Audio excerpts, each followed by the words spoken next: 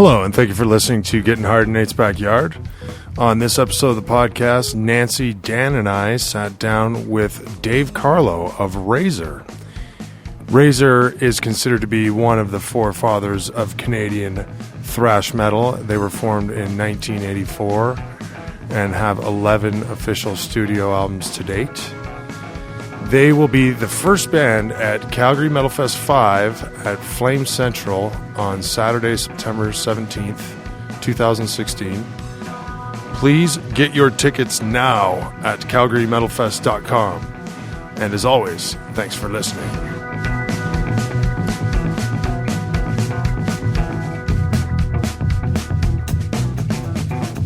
Hello, and thank you for listening to Getting Hard in Nate's Backyard. Today I'm here with Nancy. Hi, guys. I'm here with Mr. Dan Neild. Hello. And I'm here with Dave Carlo from Razor. Yeah, hello, everybody. Cool. This podcast is brought to you by Right Hook Mics. Go to righthookmics.com. Pick up this. It's like a Shure Super 55 ripoff, but like really awesome. They're about $120. There's 5 different models. Go to righthookmics.com and check them out. My buddy Big James makes them, and he donated a pair to the podcast. And then also, this podcast is brought to you by Nancy and I, Big Nate Productions. Come see my band play, Kayoctus, on Thursday at Dickens Pub in Calgary. That's the next Big Nate production. And then and go to bignateproductions.com, where there's a countdown meter to Calgary Metalfest. Calgary Metalfest is happening September 14th now through the 17th. Wednesdays at the Ship and Anchor. It's a kickoff party. Thursday at Distortion with the Exalted Pile Driver headlining. And then Friday at Dickens Pub with Toxic Holocaust headlining. And then the big show Saturday, September 17th at Flame Central with Annihilator, Exciter, Sacrifice, and Razor. And Dan's band Gatecrashers, the last call band. Party on. So, fucking A, with all that being said, I'd like to officially welcome everybody to the podcast. Thanks a lot. So, Dave, you excited for September? Yes, absolutely. It's coming up soon, just a couple of weeks away now. Yeah, we're definitely getting close. You guys played out here last year in Edmonton, right? That's right. We played something called Bermuda Fest, and that was, I think, September. It was actually just about exactly a year ago. Yeah, for sure. Yeah, it's weird. Yeah, it was. How was that? How was that show? That was a lot of fun. It was kind of a last minute thing. The promoter up there contacted me. I think it was only about 6 weeks before the show, and he was just looking for somebody to do one more night. It was a Sunday night, so it was an unusual night for us to do shows. Usually we're playing on Thursday through Saturday. So, but it was a really good experience. We were really well treated. The audience was great. We had a great time. Cool. Awesome. So, looking forward to coming back to Alberta. Cool. And was it Razor? Did they play a Noctis? No, they didn't. I was invited to Noctis a whole bunch of years in a row, and every time there was a reason why we couldn't make it, either scheduling conflicts, and then, of course, I got cancer in 2012, and that killed a couple of years of discussions about it too. So right. Unfortunately, I missed it, but I would have loved to have played it. You kicked the shit out of cancer, though, right? As far as I know, I kicked the shit out of it. It's one of those things where you never want to turn your back on it. You feel like once you're a cancer patient, maybe you're always a cancer patient. But right now, I'm feeling as good as I've felt in a long time. So we're out playing a lot of shows, doing a lot of stuff with Razor, and I'm having a really good time. That's good, man. Right on. I know just from dealing with you, you've mentioned a few times that you're partially visually impaired. Does that have anything to do with the cancer stuff, or? Yeah, no, that's been a problem since the late 1990s. I have something called Stargardt's dystrophy. Huh. Anybody's excited to look that up, you can see it on Wikipedia or whatever. But what it is, it's just I lost my central vision in both of my eyes. So I have a real tough time seeing detail. I can't really see, like, I know the audience is there and I know the people are there, but I couldn't tell you if it was male or female or anything like that. Unless you're 4 feet or closer to me, I can't really tell the details. So it doesn't really affect, my ability to walk around in a 3D environment. Like, I'm not walking around, running into things or anything. But it's a challenge just to see detail. So I get help with that a lot of different ways, and I'm used to it now. It started in just one eye. I was, 33 when it started, and it gradually moved to the other eye about 5 or 6 years later. So I've been like this, like with both eyes now, for about 15 years. Wow, that's wild. Is that like a genetic thing? Like, do they know where that came from? Is that a genetic thing, or? You know what? It's one of these things where it's like winning the lottery, but in the wrong way. Okay? They don't know 100%. They've done all kinds of testing, and they aren't even sure 100%. I could write a book about what I think about the way they handle these types of things in the medical community. I believe there's a lot of diseases that they don't even want to cure because there's more money in just treating them and rather than curing them. Very interesting. My problem with my eyesight probably could have been cured 20 years ago if we didn't have a whole bunch of professor doctors flying around the country eating finger sandwiches at conferences and doing presentations and living the good life instead of actually getting down to the business of solving the problem and curing people. Sure. So, I'm used to living this way. I think something, could have been done probably to help people with my condition, but it's not a priority for a lot of people. Right. Well, fair enough. You had mentioned that you're possibly working on some new material. Is that something you can talk about now? Yeah. Yes.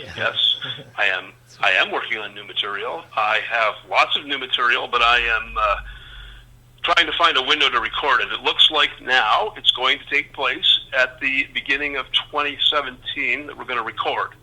And I have a commitment to release in the summer of 2017, and Relapse Records is going to do it. Whoa. So, yep, I have a commitment to get that done. So I have no excuses. The album has to take place, and we're just doing a lot of shows right now, but I am going to take we're doing some shows in October after Calgary Metalfest, and then we're stopping. We're doing nothing in November and December. That's going to be my time frame to completely pull together the entire album and get it ready for recording in January.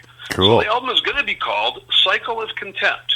Nice. That's the title for the album, and the reason behind that title is just because that's basically how life has played out for us. It's just been, one kick in the balls after another, and you have to overcome them. It's not just for us. This is how life plays out for everybody, and it produces some feelings of resentment and contempt about the way the world works. So we're gonna be reflecting that in the songs.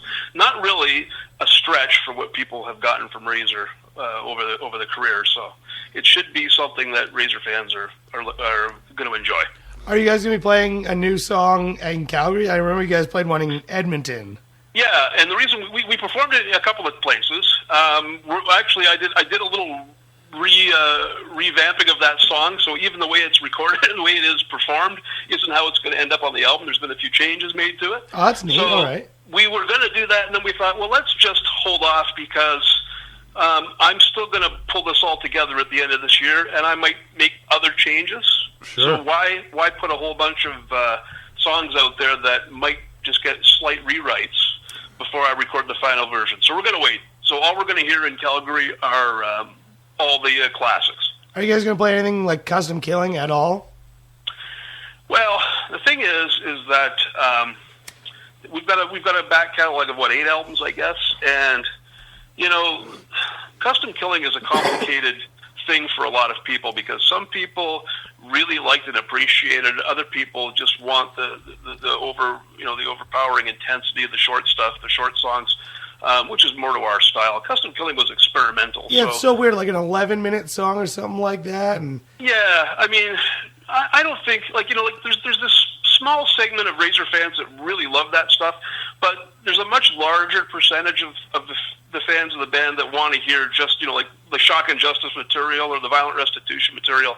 So if I have to make a decision, I have to pretty much lean in the favor of that material. When you guys do you guys play Decibels material at all? And if you guys do you do the fast mix style? Well, the Decibels material is always faster live when we play it. The songs we've performed live from Decibels over the years, we're not going to play any at this show, I don't think. Most recently, we've been playing Goof Soup, but we probably won't play it at this one. But we've played, we've played the title track. We've played Nine Dead. We've played a couple of other songs off it, Life Sentence, over the years. But Decibels was deliberately done a little bit slower than some of our previous material. Looking back, I would play it faster. I would record it faster now if I was doing it now. Yeah, it was. I hate to say it was kind of like my first introduction to Razor was I saw Executioner's Song on CD and Decibels on CD, so I bought them both. And I'd say this, but naturally, like Decibels was a huge letdown because it wasn't anything like Executioner's Song. Those were the first two I heard, so yeah, kind of just threw it to the back. It's so much slower, and then I heard about this fast mix of it. I always like to hear when I'm talking about my music is the expression "huge letdown." It does a lot to gratify my ego. No, I got to be honest, Decibels, man. Decibels. Again, some people like the album, and I'm not making any excuses. It is what it is, but. That album was made at a time when I wasn't really actively doing Razor. I was kind of just pulled away. I had a different career I was dealing with. I was working as an engineer, and I got pulled away to make that album. Bob Reed kind of coordinated the entire putting together of that record, including the deal to market that album. So all I was basically asked was, "Hey Dave, do you want to record this?" Because all those songs were written in 1992. They were written 5 years before Decibels was recorded. They were supposed to be the next release after Open Hostility, but instead of doing it, I just decided to quit at that point. Shit. Well, going back to Relapse, you got this deal with Relapse. Are you guys going to reissue the older stuff? Because you guys haven't reissued that on LP outside of I found some bootlegs, and that's about it. No, there's a problem with that now. It's got nothing to do with whether we want to reissue it or not. I mean, we obviously would like to reissue it because that's our material. We perform a lot of it at the shows. Mm-hmm. So it isn't that we're trying to make it hard to get. It's just that we have a bunch of dickheads at a company called Unidisc that bought out the bankrupt Attic Records. Whoa. Was our original record company. And then we got into a big legal dispute with Unidisc about royalties and about release rights and about everything, and they won't do a thing for us. They won't release that material anywhere in the world. They only have you ever heard of Unidisc? They didn't do Price Killers. They didn't do that, eh? No, that's European. That's Road Racer. Oh, okay. Sorry. Unidisc is this company in Montreal. What they do is I'm looking into this all right they do now. Is they're not a record label at all. All they do is they buy up bankrupt record companies from all over the world, and they take their back catalog and they release it, and they don't do any marketing or any promo, and they just sell it cheap. They do a lot of disco music and stuff like that. Weird. They don't care about the artists at all. They're just, it's almost like bottom feeders. Yeah, it's got Celine Dion, Boyz II Men, Corey Hart on here. The fuck is this? Fuck this. I wonder, because I did a podcast. It's funny, this seems to be a reoccurring theme. You were talking about your album title and stuff, and definitely Gord from Pile Driver. He referred to the record weasel a few times during our podcast. And, oh yeah, well, I know Gord really well. He got fucked. There's nobody more pissed off about the record industry than the exalted Pile Driver. For sure, and he talked about it. You gotta love anybody who refers to themselves as exalted. Yeah, Piley that alone forever. makes him iconic to me.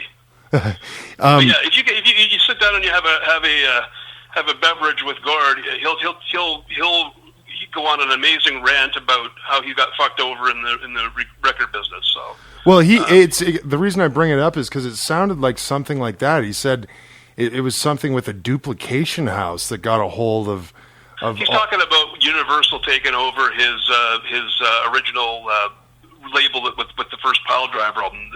They're right. Completely. They're not. It's not the same people. Okay. I didn't deal with. He dealt with even bigger weasels than I got involved with. Attic Records, the label that signed us, were not weasels, but they went bankrupt. They were completely up above board with us. They weren't a good choice for us because they were more of a pop label, and they were looking for hits and stuff, and Razor was just a bunch of metalhead guys that made albums that didn't cost them a lot of money as far as they were concerned, and they sold well. So they signed us for that reason, but they weren't the right kind of label for us to sign with. We made a mistake there too, but we were young kids, and it was a label out of Toronto, so we went with them. Is that how it got to be with Viper and everything like that? Because weren't they part with Viper Attic? is Attic Records. Yeah, Same company. Yeah, the only difference is that when they released metal stuff, they put a Viper label on it. Oh, okay, that's the Records. only difference. I have a couple Attic Records where it's like Jaguar and stuff, and like Witchcross. Those are heavy metal on Attic, but then I have like you guys and Thor and stuff on Viper. I have a bunch with the Viper label on it and stuff. Yeah, they started their own division called Viper in 1984. Before that, if they had signed us, we'd have been on Attic. See, Anvil was on Attic Records. Yeah. But Anvil would have been on Viper if Anvil had come around a couple of years later. Oh, that's okay. That makes sense. Yeah. All right. Yeah, Anvil got fucked around the same way we did by Unidisc. Oh. Fuck Unidisc. Yeah, Unidisc are preventing all that old material from being released all over the world. I can't tell you how many offers I get from record companies all over the world who would love to release that old stuff. But I do have one ace in the hole that I'm going to be taking care of that will get some of that old material out. I do have legal rights to the release called Exhumed, which came out in 1994. It was just a collection from the first 6 albums. You familiar with that one? No. Okay. No, let's hear all about it. Tell me. That was a limited edition CD, and it did not come out through Attic Records. It was done through a different label, and I have control over that. So I can release that material because it was remastered. It's not the same. It's not exactly identical. It is identical. It's the same recordings, but it's not the same because it's been remastered. And by legal definition, it's different material because of that. So I can release those. And I'm going to but I have to sell it as a 3-album set. I can't sell it. Have you guys decided on a label? I can't sell them individually. Have you decided that as a label yet? Like, I can think of like. I'm probably going to go to Relapse with it. All right. Yeah, Relapse. Because I was thinking High Roller. Maybe High Roller does great stuff. Oh yeah, High Roller does my vinyl stuff. Relapse does my CDs. Okay. High Roller does all my vinyl, except sometimes I use War on Music as well in Winnipeg. Yeah, right? he took a bunch of copies of our stuff. Charlie's awesome. Great stuff there. I love Charlie. Yeah. I love Charlie. Totally. And I'll probably have Charlie involved in some of this stuff, too. Now, there's one thing we didn't talk about yet, because we got talking about Cycle of Contempt, but there's a live album coming out. No shit. Yeah. And it's coming out, like, real soon. Like, we're talking weeks. Where is it recorded? Okay, well, the first edition is coming out on High Roller. All right, yeah. Okay, it's from our Japanese concerts right before I got cancer. Oh, that True Thrash Fest? Yes. Yeah. Yes. It's from those shows. So the LP is called, the name of the LP is Osaka Psycho.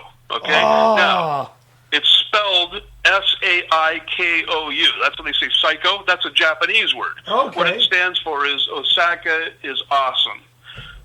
So if you look at the album cover, which I've just approved the artwork this past week, it's got a live shot on the front, and it's got it's mostly Japanese lettering and stuff. So it looks like a Japanese live album kind of thing. Who recorded that? Did what's his name? Mickey Toshi do that out there? Mikitoshi Matsuo. Yeah, that guy is the greatest guy. He bought a bunch of our records and sold them at his record store out there too. Yeah, he's a fantastic guy. He's the guy that brought us over there too. He owns a store over there, and he's got a label, and his store is called Rockstack, and he's got he does the festival, and he's going to do the Japanese CD version of this release, and the rest of the world's going to be done by Relapse. Too. Does he? What's his thing called? Spiritual Beast or whatever? I don't know. I've never heard of that. I think he's got a CD thing. He puts out things on like spiritual something like that. He did the Midnight Malice CD and stuff. Oh, I don't know. Is that a compilation or something? Oh, no, I think that's just his label. He called it something like that. Oh, he has a label. I don't know what he'll call it. Yeah, maybe. Oh, okay. Whatever it is, it's like I say, we're just putting, like, the deal has been put together already. We just haven't finished. Like, I've been focusing on the LP release. That's what's coming out right now. Yeah. The CD release is probably a few months away. Okay, cool. And the LP's through High Roller? LP's through High Roller. Perfect. That's going to be nothing but quality. He's going to print with it like this week. That's going to be nothing but quality. That guy puts his heart and soul into records, and that's his life, and you can see it in the things he puts out. They're amazing. He's a fan. He's a fan, right? I mean, this is what I mean when I say that Attic Records was a bad choice for us to sign with back in the day, right? Because I should have signed with somebody like a Metal Blade or a label like that cared about. Did you guys talk to Bonsai at all, ever? Who? To Bonsai Records at all, ever? Oh, Bonsai, yeah, that was Michel Meeks. That guy was in Montreal. But I wouldn't have signed a deal with him. He was a nice guy, and he promoted some shows that I played in the 80s. Yep. But I wouldn't have signed a deal with him because he didn't have worldwide distribution network like somebody like Metal Blade did. Yeah. We were discussing with Metal Blade to sign with them at the same time we signed with Attic. It was a mistake we made. So how'd you get with Attic then? Like, how did that come about? Did they just come out and see you? We were doing some shows with Anvil in Southern Ontario, and because they had some affiliation with Anvil, even though Anvil was basically not working with them anymore, they still had some ties together. So they came to some shows, and they saw the band, and then they started talking to us. And Armed and Dangerous, which was our first EP, vinyl EP, was out in Southern Ontario, and it was selling well, and they were aware of that. So they kind of scouted us and talked to us about it. So they pursued trying to get something going with us. Hey, and all right, but yeah, Bonsai now you can see it just defunct right away.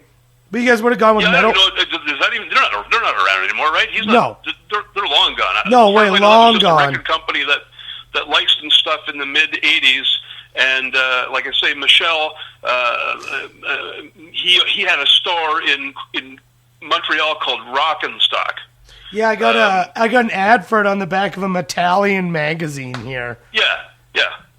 Nice guy, but he was just like he basically just had a store. He kind of like what Mickey is in Japan. Okay, just kind of a little thing pumping out his favorite shit. See, like I say, I love Mickey too, but I wouldn't sign a worldwide deal with Mickey because he doesn't have the distribution network. Yeah. He has Japan covered, right? Yeah, he's got that. He doesn't have it all covered. So like I say, those guys are good for what they do, but if you're looking at signing with a company that's going to distribute your material all over the world, you don't want to sign with somebody who's only in one area. Yeah.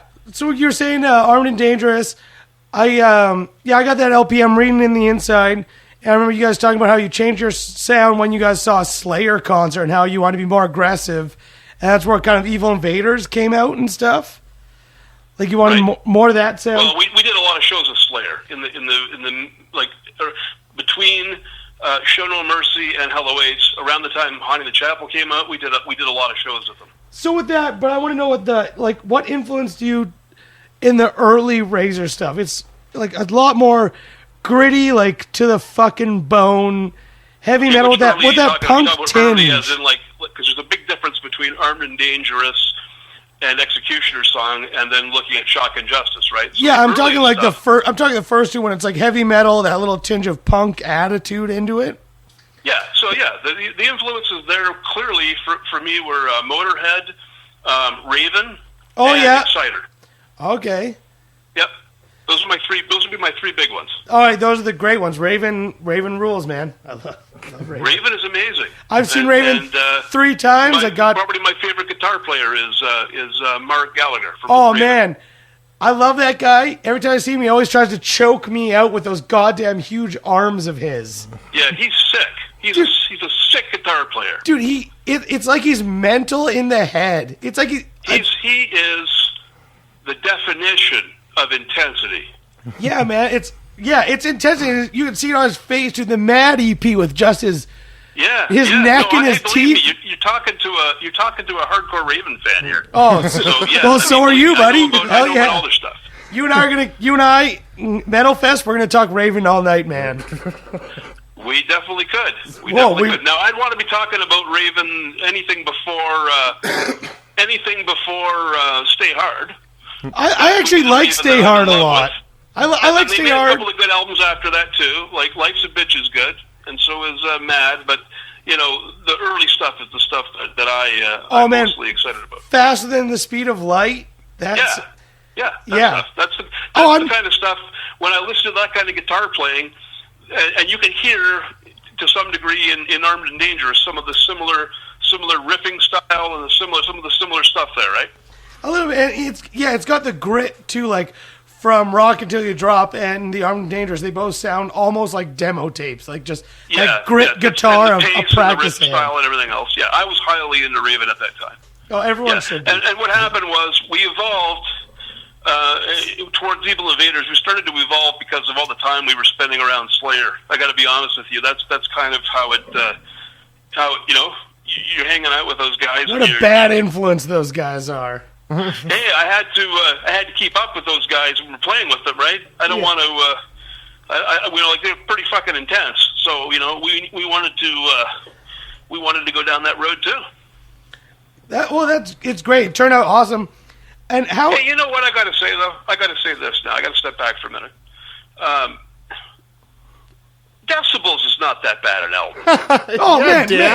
Man. All I'm hearing is in my head is ringing is huge letdown. Man, I'm thinking to myself, wait a minute. That album isn't a huge letdown. Hey man, that's not a bad album. It's just not our best. You gotta not bad. You gotta get that. I say that in the context of when I got my first Razor introduction was Executioner's Song in Decibels. Then it was a huge letdown. I've grown. But do you think like do you have an issue with the vocals? I've grown to think it's all right. It's just not as fast, and the vocals aren't bad. I'm just a sheepdog guy, and I like Bob Lee. There it is. I'm a sheepdog guy. That's the thing.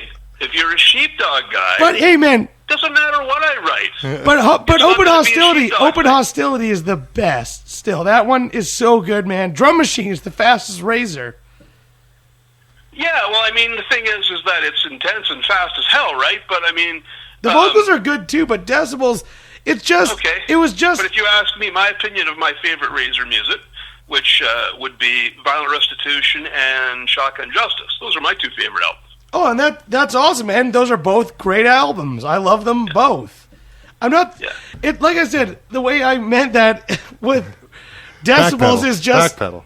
Is just it's just the way you hear it and it just kind of stuck with me like that. And I can't lie to you, man. I can't lie to you.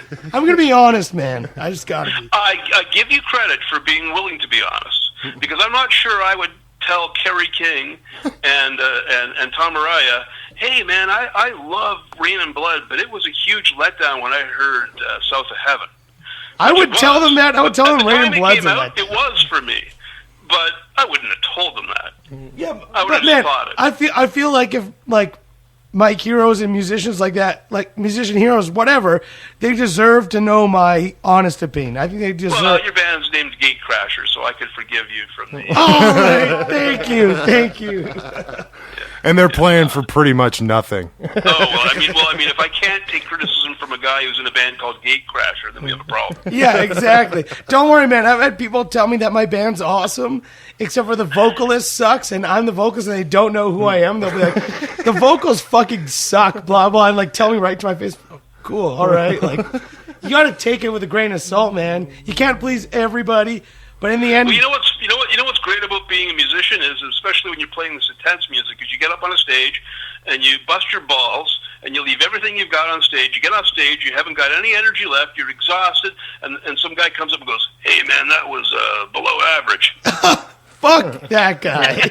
Nobody ever does that. No, exactly. I'm just trying to be funny. But in the end, man, Razor still spits on those who choose to pose and thrash with all the rest. Hey, always. You know what? At the end of the day, I think to myself, if I can still listen to the certain music 20, 30 years later, then I'm happy with what I did. I wouldn't say that about all the stuff I've done, but the stuff that still holds up after 30 years for me, I certainly am very proud of it. Hey, totally, man. In the end, it matters if you put out the music for you, man. You don't put it out for everyone else. You put it out for you because you're into the music, right? It's your tune. That's true. I mean, over the course of my career, I may have made some decisions to do things for other people, and I almost always regretted them. So, I have recordings we made that I wasn't completely on board with how they were done. Decibels is one of them, but I still don't think it's a bad album. I just don't think but I didn't have a lot of involvement in how that came together because I was doing something else at the time. But it didn't hugely disappoint you at all, hey? No, because you know what? I got to be honest with you. Razor wasn't a going concern in 1997. I was working as an engineer, and I was making a good living, and I was Razor was something I had done and finished in 1992, and I wasn't thinking about it at that point in my life. So when I came back and did that album, it was more like, Bob Reed called me and said, "Dave, can we do this?" And he was persuasive, and come on, we got a deal lined up, let's do it. I'm like, all right, I'll do it. See, those songs were instrumental songs, and I left them alone in 1992. I never put lyrics on them. I just left them alone and went, well, they're not going to see the light of day now. But then Bob, in the 5 years that went by, he wrote lyrics to them, and then he said, "Dave, I finished the songs. Come on, let's go do them." So then I said, okay, I'll do them. But I wasn't planning to. So I really wasn't, I'm being honest, I wasn't as focused on the quality of that release as I would have been if I was doing it today. Like now I would never make anything that I don't really care a lot about how it's going to come across. But at different times in my life, I had different priorities. All right. So I have a question that's kind of come up through all of them and this series of them. And so what is could you tell the people what your favorite show in particular or tour was, your greatest live experience? Well, there's been a lot of really good experiences in the last couple of years especially. It's been amazing because what's happened is social media and YouTube and things like that have introduced the band to a lot of younger people. In the past, in the 80s and the 90s, if you couldn't find our releases, you couldn't hear the band. Right. But now, anybody in the world can hear our band, and whether they can get the albums or not may be another story, but they can hear the music. And what that's done is it's created a lot of excitement with younger people coming to see the band and knowing the songs and everything. So it's been really gratifying for me. And so we've had a lot of amazing experiences just the last couple of years. But if I was to say, what are the ones that stand out in my head as really over the course of my life performing, nothing would probably top the first show we opened for Slayer in 1984. Cool. We played in Toronto with them. And who else played that? Say again? Who else played? Razor and Slayer and who else? That was it. It was just Razor and Slayer. What? Yeah. $5. Yeah. It was sick. That show was Where was nuts. Slayer was touring in support of Show No Mercy. Oh, where was it? Haunted the Chapel was just coming out, and we had just finished recording and releasing Armed and Dangerous, right? And that was about 6 months before that. So it was around the late summer of 1984. And it was just it was nuts. It was nuts. It was like a transformative moment for me, and that's when I started steering Razor in a heavier direction too, because I started, I just started picking up on the power of the high speed metal, right? Where was that again? The first that was at a place called Larry's Hideaway, which no longer exists. There's a live bootleg of you guys playing at Larry's Hideaway. Yeah, I've heard that. That's like a soundboard tape or something. It's awesome. I got that one. It's great. That's a soundboard tape. Yeah, that got bootlegged a whole bunch of times. There was somebody pressed it on vinyl too. There's a bunch of I have like 1 or 2 tracks from Escape the Fire demo LP. Yeah. Someone bootlegged and there's like 1 or 2 tracks from that on there. Yeah, there could be. Yeah, the Escape the Fire demo was actually supposed to be the first full-length album. It was supposed to be what came out after Armed and Dangerous. You guys ditched a couple of those songs on there. There's like 2 or 3 songs that were only on that demo. Yeah, there's a whole complicated reason for that. Attic Records forced us to do that. Attic Records forced us to blend Armed and Dangerous with Escape the Fire to create Executioner's Song. They wouldn't let us just release Escape the Fire. They made us put some Armed and Dangerous songs on the first album because they knew this just tells you how their fucking record company weasels. Okay, they knew that Armed and Dangerous sold well, so they wanted to make sure some of those songs were on the first album that we did for Attic. Is there a reason why you started with the end on Escape the Fire and ended with the end on Executioner's Song? Yeah, there's a reason why we started with the end on Armed and Dangerous. We liked starting the album with a song called The End. It's awesome, yeah. It works better as a beginning song. Well, that's what we did, you see? And you know what happened with Executioner's Song? Do you want me to tell you? Yes, of course, please. The A&R moron at Attic Records rearranged the songs in the order he liked. Well, fuck Attic Records too, then. Fuck Unidisc. He was so out of it, he didn't even realize the track The End should be at the beginning, which is where it belongs. He put it at the fucking end. That is so weird to me that those A&R guys had power to do stuff like that. Hey, man, they did all kinds of... I'm not at all happy with Executioner's Song at all. And it's funny that you said that album was so good compared to Decibels. Meanwhile, Executioner's Song for me is like a hot broomstick up the ass in some ways because they forced me to leave songs off of that album that I wanted on there, and they remixed it, and they ruined the mix. It's remixed? There's a different mix of that. You've never heard the right mix, I guarantee it. The stuff that's on the internet that's called Escape the Fire Demo isn't even the Escape the Fire Demo. I have the LP I have for Escape the Fire Demo then must be from that. It's not the right mix? Nope. There's another mix. It's not. It's not the right mix. Can you make me... Because they took... Settle down. Okay, I'm gonna confuse you with this. They took the entire... He's an excited fan. Yeah, that's why I had him on. I'm freaking out a little bit. I enjoy that he's this interested in this stuff. They took all of the Escape the Fire demo, plus all of Armed and Dangerous, and they took it all to a Toronto studio, and they remixed it. And who remixed it? Not a speed metal or a thrash metal specialist, a guy who was used to working with Lee Aaron. And what he did was, you know who Lee Aaron is, don't you? Yeah. Oh yeah, the Metal Queen, man. Oh yeah, the Metal Queen. So they took her stuff. They took her sound and tried to. They put all this reverb on our sound. Like everything's big. Everything is like the snare drum is big. Everything's big. And you don't like that? The problem is, you shouldn't mix speed metal big. You need to take all that effect and all that reverb off of it, so you can hear the clarity in the intricate stuff, right? Nice. So they I really know how made my it next a mess. record's gonna sound. Can you? I'm gonna get that Escape the Fire LP out someday. Wow. With the proper mix. Wow. Wow. Yeah. Wow. I will. I have the rights to it. That would be great. I would love to hear that. I can't believe there's another mix. The mix I like. The mix I have. I like it. So is that like this one producer doing that to every album back then? Just because they were like, it has to have all this reverb, and the vocals have to have all this reverb. Well, and delay you want to hear another horror story? Reverb's tight, though. I'll tell you what else they were going to do to us. You know, Evil Invaders. Yeah. Oh yeah, I heard it once or twice. Here's what they wanted to do. They took Armed and Dangerous, and they blended it with Escape the Fire demo, and they created Executioner's Song. To save money for our next album, they wanted to take the leftover songs, and they wanted to mix them with a few songs from Evil Invaders to make Evil Invaders. Is that why it came out so fast? Because they both came out 85, right?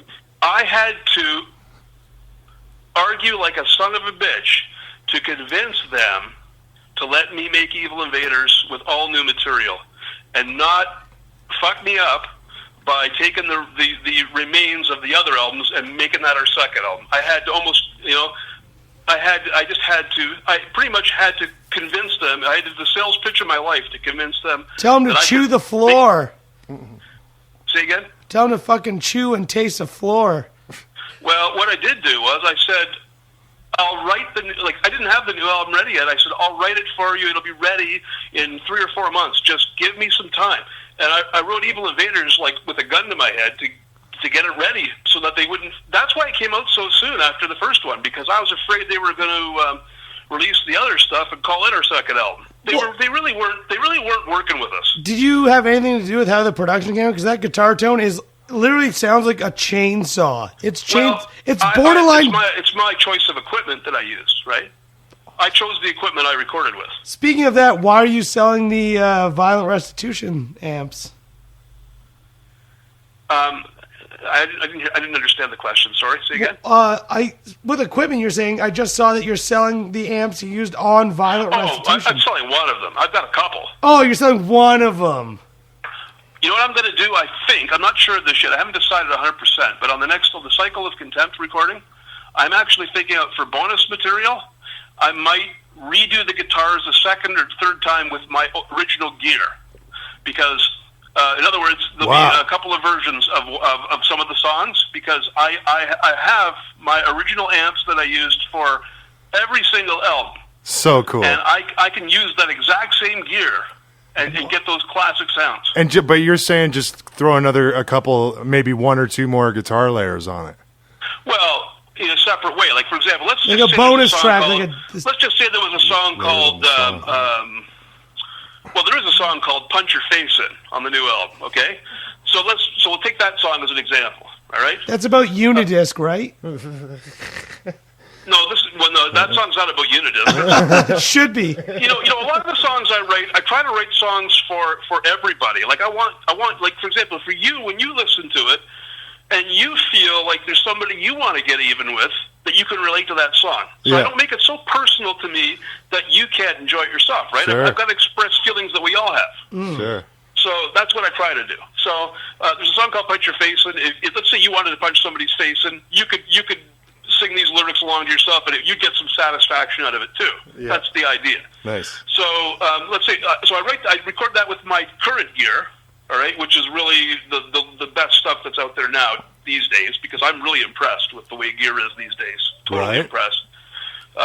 So, for example, I'll use my EVH heads, and I've got my Seymour Duncan Black winter pickups in my guitar, and my Seymour Duncan Blackout pickups, like that kind of stuff, right? And I'll record with this but then I'm going to put a bonus material. I'll take the same song, "Punch Your Face In," and I'll retrack it with my amplifier setup that I used for Violent Restitution. And I'll put it on as a bonus track. So that's if you want to listen to it, you hear what it sounds like with those vintage guitars, right?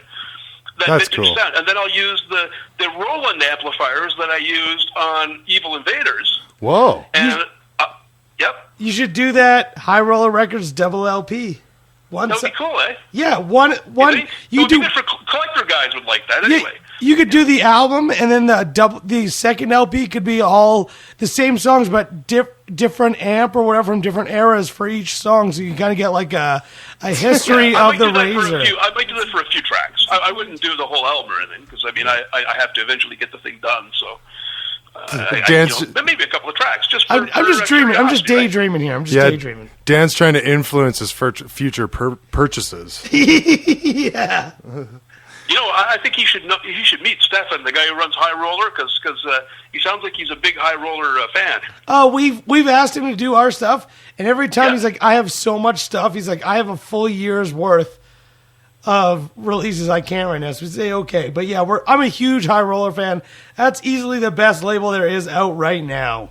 Yeah, no doubt. Real attention to detail, and they really make a effort to put out something that somebody would really want to own, right? You said it best. He's a fan, and he knows what the fans want. That's right. I want to work with. I want a booklet that has the history. I want a sweet poster of the gig from the 80s. I want everything. Yeah, it's great. Very cool. I mean, like you're saying, it's kind of how the internet in one way has like totally decimated the music industry, but in another way, it's made it kind of like a new revival of it. Where you know what? I may not have the same opinion as everybody else on that. I'm not sure the internet has decimated the music industry at all. Sure. I think it's changed the music industry. Yeah. It's done some things that may be harmful in some ways, and it's done some things that have been very good in some ways. Like, for example, one of the things I love about what the internet's done to music is it's taken a lot of the emphasis off videos and stuff. So you no longer have these fucking cheesy much music and fucking MTV. Yeah, like that bullshit. Evil Invaders video. VJs who I wanted to hang myself every time I saw on television. All that culture of horrible video garbage. Yeah. Man, I'm so glad that shit's done. I couldn't disagree more. Oh no! I could Well, not. you like all that crappy, stupid bodies twisting in the wind and with the music behind it? Maybe some of that shit's garbage, but man, I love music videos. I think the age of music videos should come back, man. Especially when. Well, hey, you know what? How old are you? I'm 26, man. Okay, so I'll put you back in 1984, and we'll see if you feel the same way when you're a metal musician. All right, fair enough, man. Now, you also go to see. Back to so I'm very happy about that being gone. Okay. And bottom line is back then. Hold on. What's your name? My name is Dan, buddy. Dan. Okay. Oh, also, Dan. before I forget, my boy Ryder says hello. Yeah, Ryder always says hello. He always says hello. Yeah. Listen, Dan. Back in the 80s, with music videos, the problem was the people that got the most notoriety were the people that had the most money behind them. Yeah, but I want to watch Lee Aaron Metal Queen video on repeat, dude. I want to watch that. Yeah, shit. you do, right? But the problem is that Lee Aaron will get it. Do you think Lee Aaron's music is good? Outside of Metal Queen, like that album, fuck no, it's all pop. You know what you was it? What you do to my body? Do you think Lee Aaron is the Metal Queen? Is Lee Aaron your Metal Queen? No, she's not my Metal Queen, but Come on, you fucking kidding me? Pat Benatar, Lee Aaron, buddy, you like the Headpins too? But I love all those bands. You're fucking kidding me. Dude, come on, man. It's called Gate Crasher, and you like that fucking kite? Hey, man, I like that stuff, man. Lee, do I have a Metallian? Listen, we disagree on that. All right. We disagree on that. That's cool. Period. That's cool. We should change. We should move on to the next thing to talk about, because all I can tell you is that the way I saw it in the 80s was I saw lots of people with money behind them, and that's all they had going for them. Okay. All right, that's man. It. Yeah, all right. All right. Okay. And weak, horrible, shitty music, and not only that, those bands would get tour opportunities. So you'd get to see bands like AC/DC come to my hometown, and who would open for them? Fucking Streetheart. You ever heard of Streetheart? Oh, love them. Oh, see, Nancy. Okay, so I get to see AC/DC with Streetheart. Yeah. I'd rather see AC/DC with Rose Tattoo. That would have been a much better show, dude, right? we can't but I be gotta watch beaten. Streetheart because some fucking asshole has money behind him and he's pushing Streetheart down my fucking throat. Yeah, that's Rose Fuck Tattoo. video. Fuck much music. Fuck MTV. Fuck all that stuff. Wait, so Okay. didn't you guys do a video for Evil Invaders? Well, I would have been just as happy not to have an Evil Invaders video, and to have no other videos, just live performance. All Yeah. right, I like. Watching a band play live is great. Oh. I'm not talking about, when I say video, I'm not talking about watching a concert. I like watching concerts. I'm talking about scripted, stupid videos. Yeah. Where you're bringing Hollywood into the fucking rock and roll Yeah, world. you're turning it into a fucking movie, like Michael Jackson's Thriller video or whatever. So That kind of shit. that's interesting. It's like music videos were kind of like, you know, how people are reacting to the internet now, right? They're like, this is attacking the live performance. Why would people go out and see a live show if they can watch a stupid fucking video? And plus, like you say, there's all this like weird money and old boys club behind it and stuff. Well, I mean, you know, like I say, I go back to the 80s. Even AC/DC hated video back then. They even did an album called Blow Up Your Video. I love that album, dude. That album's awesome. Two's up. Yeah, but the whole point was they hated video. Right. AC/DC hated video. The videos they did in the 80s, like for albums like Flick of the Switch and stuff like that, they were just them playing in a jam hall. But what about the video for Jailbreak? That was a whole video.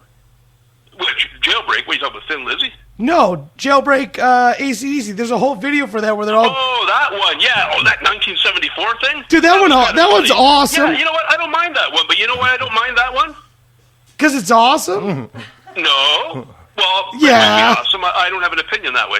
The reason I don't mind that one is that wasn't done during the age of video. That was in the 70s. Yeah, it was like an art piece. Yeah, like it wasn't, like you understand, you had to be there to understand this. It has a lot to do with the beginning of the fucking goofball era of movies like Flashdance and TV shows like Fame and all this stuff that was happening in the early 80s. The culture was really gross and yucky. That's the best way I could put it. And you never experienced experienced that. No offense, but you never experienced that. So you don't really understand how revolting it was to be a metal guy living in that era and seeing how corporate bullshit and big money controlled the way the music industry was. That's all. It's just annoying. That's cool. I'm cool to hear your perspective. I'm Dave. so at a loss for words right now. Well, no, but it's so sweet, and like you said, I don't understand that. Yeah, and fuck Much Music. Just Much Music not so much. Fuck MTV. They were the biggest purveyors of that kind. Much Music was just following footsteps. I don't really have as much against Much Music as I do against MTV. Sure. Besides, Much Music did play Razor videos, so. Yeah, that's true.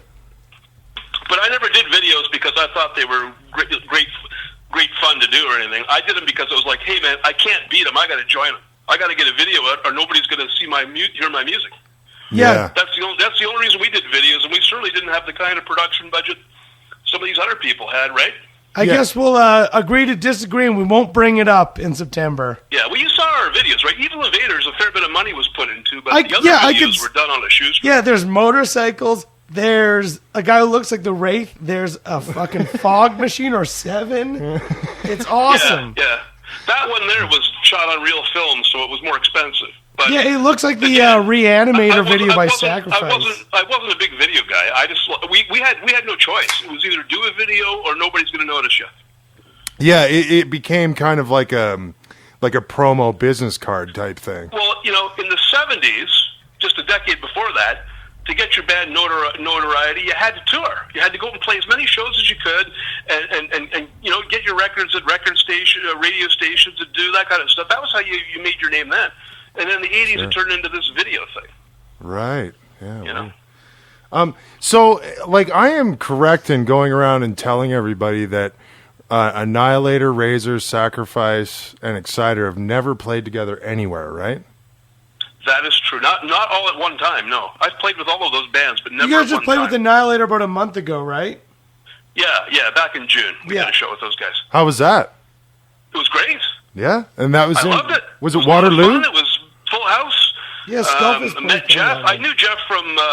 we had emailed back and forth over the years, going back 10 years even before that, but I'd never met him. So it was nice to finally meet him, and, good guy. Great guy. Cool. Yeah.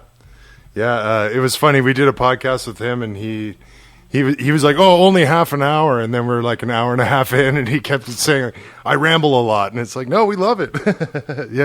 He's a good guy. He's been good to work with on my end too. Very, very nice guy. Very, very nice guy. I think you couldn't do better than to get the 4 bands that you've got at this show, like Razor, Sacrifice, Exciter, and Annihilator. In terms of attitude of all these guys, they're all fantastic, man. Great guys to work with.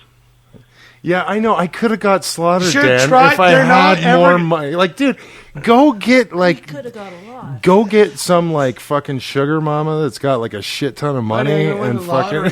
I'm gonna win the lottery and buy all the contract shit to Decibels and never put it out.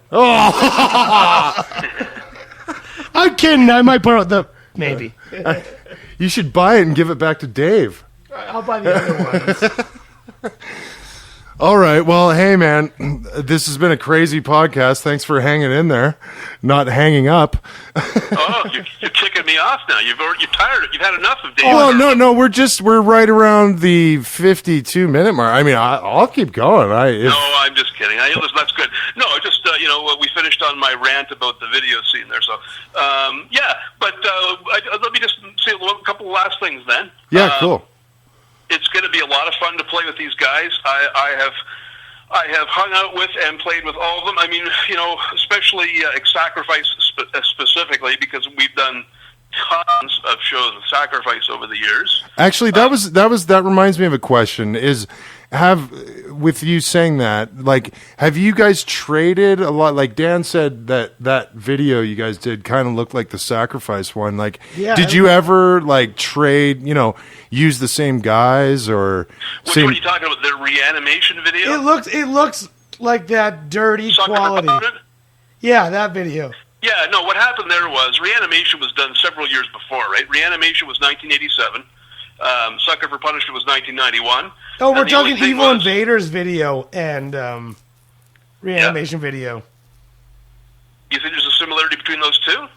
That dirty quality, almost. Saying like film quality. Yeah, like I would say almost a dirty Canadian film quality. Robert Benatti about that reanimation video, whether it was done on film or not. I don't know.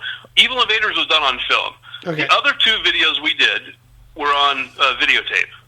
Oh, okay. Right? Cool. Sucker for Punishment, which has a black and white look to it.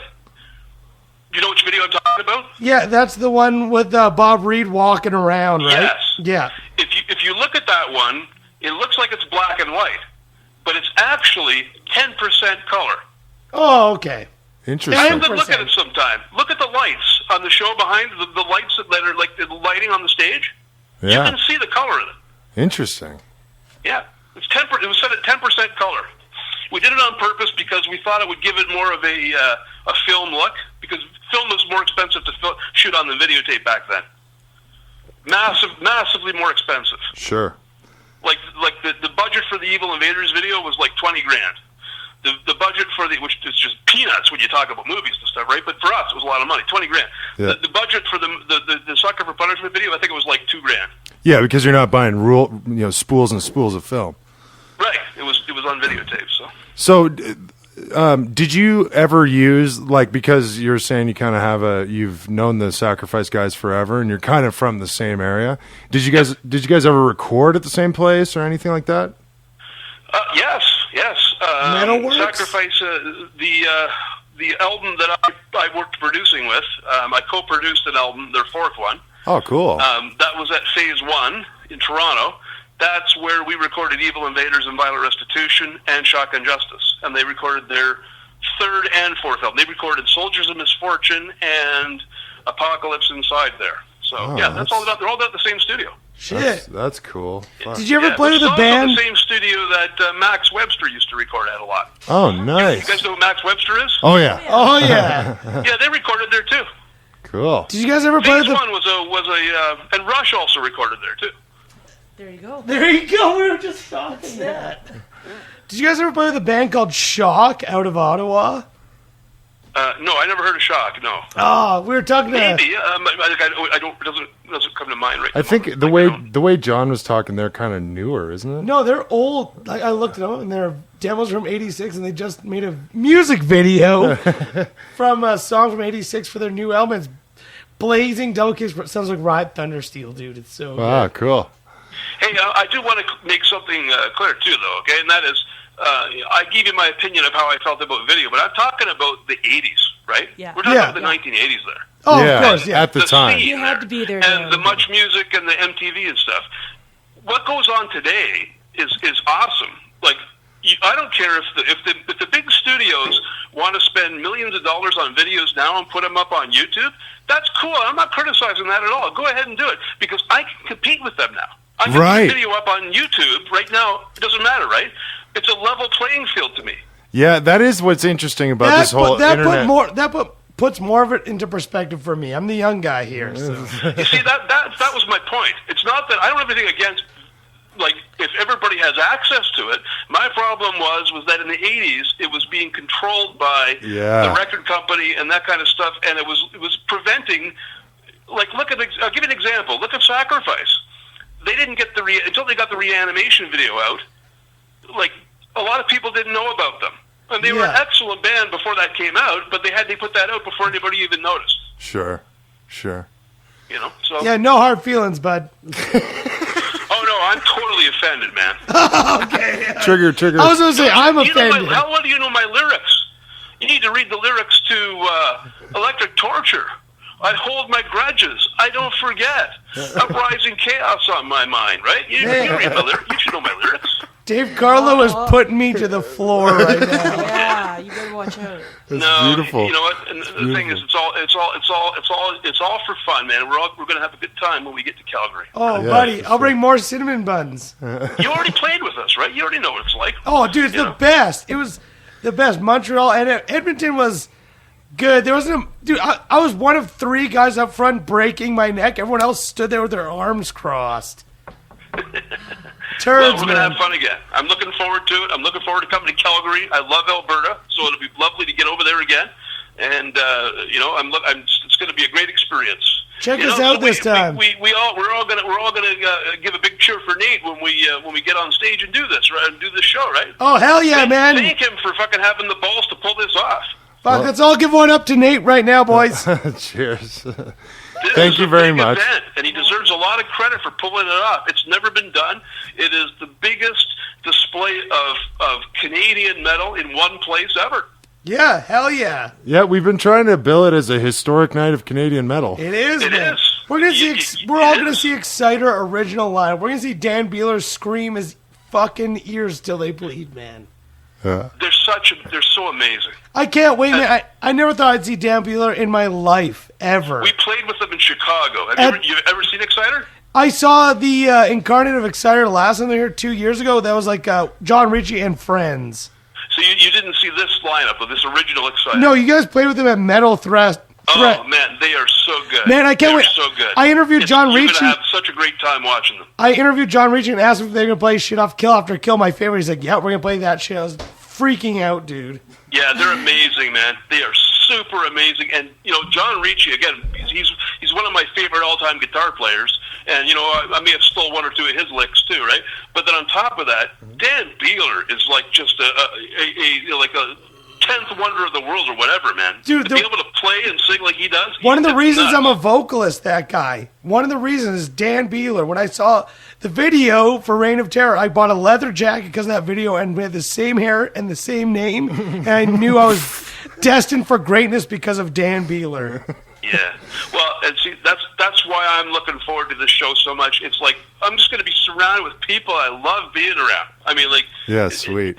Normally I'm just super excited just to do a show with Sacrifice, or to do a show with just Exciter, or to do a show with Annihilator. You're gonna see Yeah, all I'm your getting a old chance to friends do it with together. everybody. It's going to be great. That actually reminds me of another question I had from earlier. You guys have done some bigger shows lately. You were saying Chicago, right? Yes. And that was at Metal Threat Fest? Metal Threat was like Absu, Exciter, Inquisition, Razor. How was that? That was fantastic. I got to be honest with you. It's been a real good 2 years. Like, every show has just been really good. The Chicago show was nuts. It was a great time. It was sold out. It was everybody was a maniac. Exciter were fantastic. I was stage left the whole time Exciter played. Remember, I have terrible eyesight, so for me to get to see them, I have to be pretty much stage left, right? So I was standing right there, and I had John Ritchie playing in my face most of the set. It was amazing. It was just fantastic. I've heard from old school bangers that Dan Beeler's vocals are somehow better now. They haven't lost anything, man. I'll tell you that right now. They're as good as I saw Exciter quite a bit back in the early '80s, and the current lineup. I mean, they're in great shape, man. They're firing on all cylinders. I can't wait, and they still look like they're in these old leather and studs and like. Yeah, I know. Did you see the terrible picture on the internet with me with Exciter at the airport? I did. You look like a security Let me guard. tell you something about that. I got to make a statement about that on this podcast here. Perfect. Don't edit this out. No, will not. I was not expecting to run into Exciter at the fucking airport, okay? I was dressed like I was out to go golfing or something. I got a white shirt on, and I dress for comfort, because I figured, who the fuck's going to see? I'm not on stage. I'm not performing yet, right? Yeah. So I'm just dressed all comfortable and casual. And then we get to the airport, and then Bob Reed says to me, "Hey man, Exciter's here." I go, "What?" Huh? Exciter's the next thing you know, it's like, "Let's grab a photo." So everybody looks a little bit like they've got heavy, except for me. I look like a fucking golf. Like I might as well be, at the PGA Classic or something. And I'm standing with those guys, and they're like, I had to do the photo because it was an Exciter. Dude, it's Exciter, yeah. Yeah, I had to do the photo, but I thought, what am I doing dressed like this in this picture? Right? I was so embarrassed. Well, I'm sure everybody had a little chuckle, but they knew that come on, I wear shorts on the plane. I mean, you got to be comfortable. I literally wear what I'm wearing right now on the plane. Well, that doesn't surprise me. The thing is, if I'm wearing that on stage and I'm performing, then you have a right to say, "Hey, what the fuck," right? But Yeah, exactly. I didn't know Exciter was going to be. If I thought there was a 10% chance that I was going to be doing a photo with Exciter, I wouldn't have been dressed like that. And the shows we've played since then, we've just done 2 shows since then. Everywhere I go, I'm wearing black everywhere now. Well, fair enough. 'Cause I'm afraid I'm going to get busted like that again. Yeah. So, in the last 2 years, like, what other shows have you done? Keep It True. We've done. Hey man, I've been all over Europe. Cool. We've hit all the countries. We've hit Spain, France, Italy. We played Greece. We've played Germany a bunch of times. Nice. We've done some American shows. We just did New York City about just 2 weeks ago. And is all that shit in Europe, like, because I play in a band too, it's not the same style as you guys, but, like, is it like I hear? Like, it's just, like, so many fucking people, it's just crazy and awesome? I saw the videos of Razor playing at Keep It True, and they did that all 85 set, and it's nothing but leather-clad bangers with bangs and Creator shirts and Yeah, it's up really, front going crazy with fists in the air and shit. it's like stepping. It always seems like it's like stepping back into the mid '80s heavy That's metal so scene, cool. right? That's what it feels like to me when we go over there. Are you aware, Nate? Do you guys follow me on Twitter? Oh, I'm so bad at my Twitter game. Well, somebody does. Somebody over there does. Yeah, Calgary Nancy Metalfest. does. Nancy's Whoever the... it is, the picture of me on there is from the Keep It True. Oh, There's cool. a photo right there of Keep It True, and you can see the whole audience. It's like a huge audience. It's not from the stage. It's shot from the back of the place, Right. looking out. You know what I mean? And Yeah. see how many people, how nuts it is. It's a great show. Wow, that's... But the thing I noticed about the difference between European and North American audiences, and I won't comment on Japanese audiences because Japanese audiences are maniacs too, right? But European and North American, the difference is Europeans take this stuff almost like religion. That's what I find. Sure. Just like it's almost like religion to them, to the point where, I don't know. That's the best way I could just describe it. Whereas North America, they're really intense too. But there's a little more. I don't know if I would say sense of humor or looser approach to it, or how you look at it. Right. When I get on a stage, if I talk to the audience and I'm not necessarily always like I have a bit of a sense of humor. I don't try to take myself too seriously. Sure. And so I put that across. I find that the Canadian and the American audiences are really receptive to that. The European audiences aren't bad about it, but I just don't think sometimes they know what to make of it, right? Because I think they just want you to be like all the time, right? They don't want you to, So Right. what I find now is when we play in Europe, I don't talk to the audience as much. We're more like, we all look like we're pissed off all the time, and we just crank them out, right? I remember at Montreal, speaking of you having a sense of humor, on stage you kept on putting the digital camera up to your face, up to your eyes, saying, "You guys look all right, but I can't see too well." you guys look like me. It was between like 3. It was like Gatecrasher, Escape the Fire, and one other song. You're like, "All right, you guys look all right, but I can't see too well." And you're putting the camera down, and I remember dying laughing. Yeah, that's good. I like that. We're there to have a good time, right? That's Yeah, the idea. dude. But I also want Die Hard. I also want you to look like evil invaders on stage. I want you to get ready to spit on me and shit. We try to do a little bit of both. Like, the music is just as intense as ever, right? Oh, totally. Funny moment at MDF. You know what MDF is, Maryland Death Fest? Yeah. Okay, so we played Maryland Death Fest. We ended up in the headlining spot there. We were supposed to be the sub-headliner. We were supposed to be on, I think, 7:30 at night till like 9, and then Sodom was coming on after us, right? But Sodom couldn't get their visa for some reason. They couldn't make it. So Okay. they moved us into the 9 o'clock spot, right? So we ended up coming on stage, and that was nice, but we didn't expect to be in that situation. But we went on, and after about a couple of songs, people were being all intense. And don't forget, it's a death metal fest, so Yeah. you expect mostly that death metal attitude, right? Yeah. So 2 or 3 songs in, I start playing some old blues riffs, and I go to the audience and I go, "This is a rock and roll party." I think half the audience was like, "What the fuck?" And they didn't know what to make of it, right? I said, fuck, man, you can have a good time. You can be intense and sick over the top and maniac, and you can still have fun. It's okay. You're allowed to have fun. But You don't have to be so fucking intense about it that you can't crack a joke. So you're saying with Maryland Death Fest, did you feel out of place? Because you're saying it's a death metal fest, but I would say I don't feel out of place because Razor's music's heavy enough to keep up with everybody. Right? I was gonna say Evil Invaders and Violent Restitution.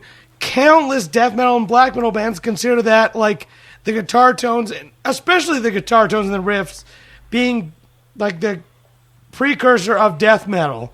Like yes, absolutely. It is, death dude. Metal, it death is. metal bands that I've met, all the death metal people I've met love Razor. I like what band that I know that are huge fans of ours, Cannibal Corpse. Are you familiar with those guys? Oh yeah. I'm not into that Corpse, shit. I met them in 1988. They weren't formed yet. They came to see us in Buffalo, New York. We were doing Violent Restitution tour. They came to see us. They were like kids at a candy store hanging out with us. And then later on, they went on to form Cannibal Corpse, right? And then I met them at Wacken. You know Wacken in Germany? It's a big festival in Germany. You familiar with it? Sorry, which festival in Germany? Wacken? Yeah, Wacken. If you want to say it with a German accent, Wacken. Yeah. W-A-C-K-E-N, right? Yeah. We played there in 1999, and we met them there. And they were like totally like fanboying on us. That's they were a big band at that time, right? Corpse Grinder fanboying. They said, "Hey, you guys were so cool to us in Buffalo, and we remember that, and because of that, we're like that with our audience too." And Wow. So they're I'm assuming they're pretty nice guys too. That's neat. So I wanted to ask you too. You say you have a few other shows after the festival. Where are you heading in the future? Just 3 more, and that's it. And they're in October. We're playing one more Canadian show on the East Coast, not East Coast, but Ottawa area. Sure. In October, beginning of October. Then we're playing something called California Death Fest on October 15th. That's in Oakland, California. Cool. Yeah. That's the same promoter that does Maryland Death Fest, and he also does Netherlands Death Fest, which we played also earlier this year. Oh. So we're doing the next Death Fest, and we're headlining that one too. We're sub-headlining it. Right. Nuclear Assault is the headliner. We're the second headliner. Yeah, that's funny. They came up a lot. People wanted me to get them. Yeah. I wish I like it. There's only so many you can put on the bill, right? Like I would have loved it. Like people have been saying, like Voivod too, and all this stuff. Well, Voivod would have made more sense because you're doing a Canadian thing, right? So if you're trying to do a Canadian themed event, which I think is a great idea, and I'm glad you did it. Mm-hmm. Okay. I know Nuclear Assault, I think, is only doing 1 more year of shows and then they're done or whatever. Oh, really? Oh, that's what I heard. Doing like a last run of shows. Put in a good word for us. Yeah. Like Dan Lilker and shit in that tone. Oh, to do your show? You want them to come to Calgary? Well, possibly. Next year. Yeah, maybe. I think it's gonna be done. And they started at like MDF, I think. Oh yeah, interesting. Yeah, I think they're still going for another year. I'll ask them when I see them how much alignment they're going for. Cool. I heard it was 1 more year. Yeah, very cool. We played with them before. Last time we played with them though was a long time ago, like 2004 or something like that. Oh, okay. So, yeah, it was a while ago in Toronto. But, so you were saying California Death Fest, and then we're doing that one on the tour, and then we're doing Cleveland, Ohio. We're playing a festival there called I forget what it is. It's done by the Hell's Headbangers. Oh, Hell's Headbash. Yeah. I'm Hell's Headbash. So I'm trying to get out there for that, buddy. I'm trying to get out there for that. Coming up next week. Oh, it's next week? No, isn't it? No, Hell's Headbash is the first couple of days of September. Oh, okay. We're playing for those same people, but we're playing a different show. This one's called, I see what it's called now. I got my list right here. It's called Chuck's Birthday Rager. Oh, whoa. Who are you playing with? Chuck is like Nate, right? Nate is the Chuck of Calgary. Chuck is in Cleveland. Chuck Parsons is his name. Who are you playing with out there? Event, he's calling it his Birthday Rager because it's a festival of bands, and it's also his birthday. So he's calling it a huge thing, right? So cool. That's happening in Cleveland on Are you playing October with 22nd. Chain out there? The band Chain? Chain? Yeah.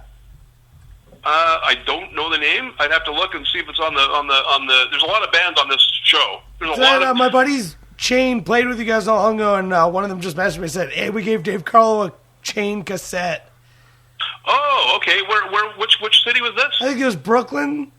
They were all, Oh, okay, in New York. Yeah. Oh, okay. I'm trying to remember. So wasn't somebody gave me a Exciter on cassette. that show in Brooklyn as well? no, this was Razor. No, you mean a CD, right? Not a cassette. No, he gave you a cassette, real cassette. A cassette, like an old. Oh, dude, Dave, buddy, I have my band Gatecrash. We're releasing our brand new EP on cassette at Metalfest we're doing a Tank cover on it. If you like Tank, I do like Tank. we do War Dregs Ever On. I'll give you one. It's an exclusive Metalfest cassette. We're doing it. It looks like a bonsai table. I'll give you one when I see you, buddy. Why are you guys doing cassettes? Because we do cassette and vinyl all the time, man. Hard to Well, pirate. are you going to do an 8-track next? Oh no, no, we're probably gonna do like a whole list of like 745s for the record. Ah. I'm kidding. No, we're doing the LP and the cassette out of this label called Hard and Heavy out in Toronto. Okay. But I got a cassette, man. Our first cassette ever, we covered Evil Invaders on it. I'll have to hear it. Anyway, I got to check. I don't remember somebody giving me a cassette in Brooklyn. I think somebody gave me a CD. Oh, this I is know definitely cassette. These guys don't bullshit with CD. Really, eh? I got to check. You sure you gave it to me, eh? 'Cause Oh, you yeah. Remember, I have terrible eyesight, so you might have given it to somebody else in the band. Oh well, I don't think he has bad eyes. I think you have bad eyesight. Yeah. But I'm not even sure do they even. I'm not sure everybody even knows who I am versus somebody else in the band. Some people probably think Dave Carlo is the singer. No, fuck those guys. But you know, I believe that's true. Eh? You know, we play some of these shows, and I don't think they know. Like, I think Dave Carlo's the main guy in that band. Who's he? He was probably the singer. Like the guy who told me my vocals sucked and didn't know I was the singer. Yeah. Oh, that's funny. Yeah. Funny. Yeah. Well, you know what? If you're going to be a musician, or any kind of performer, right? You got to have a thick skin. Oh, totally, man. man. People are going to tell you that some people are going to tell you you're like the next best thing to God or something, right? And then there's other people just going to say you suck. You got to kind of have an ego that's kind of in between, and you don't get too carried away with yourself. You know? Fucking A, man. Right? Because that's a big problem with a lot of musicians. Not everywhere, but I find Canadian musicians are better this way for the most part. Sure. Not too carried away with themselves. Yeah, it's like Axl Rose and Motley Crue wrecked it for everybody, eh? Hey man, Yeah, Motley there's Crue's some the people shit. they're just so in love with themselves because they're musicians or whatever. They think they're above everybody else when they're no better than anybody else in the room, right? That kind of stuff. I don't have any patience for that kind of shit. I can't stand people who trip around about how beautiful and important they are. Oh, you're gonna hate Nate It's old. then. You're gonna hate Nate. Just on that, on that note, the guy who's going to be doing monitors that night, he toured with Motley Crue and what's that Brett guy? Poison. They did a tour across. Guy. They did a tour across Canada, and he was telling me this story about how they had, like, they would tell all the chicks that wanted to bang them, they'd send them up to this certain section, and then their crew would give them, like, they would color code the women and all That's this awesome. stuff. So then Yeah. this thing happened where one of them got the other color or something to this effect, and Brett there and fucking Vince Neil, they had a full bore fight and like what? And Brett kicked him straight in the you know nuts. what? No, I was gonna say Vince Neil killed him in a car That accident. doesn't sound pathetic at all. Yeah, no doubt. And my buddy Jimmy said, he's like, man, we didn't know if the tour was going to get canceled, and there was all these lawyers on the Okay, you know phone. what I mean? That goes with what I was saying about the early '80s and The money. flash dance and fame and all that. It's just it's that culture of that disgusting fucking circus magazine fucking bullshit. Over the top opulence. So with that whole, you're saying the '80s shit.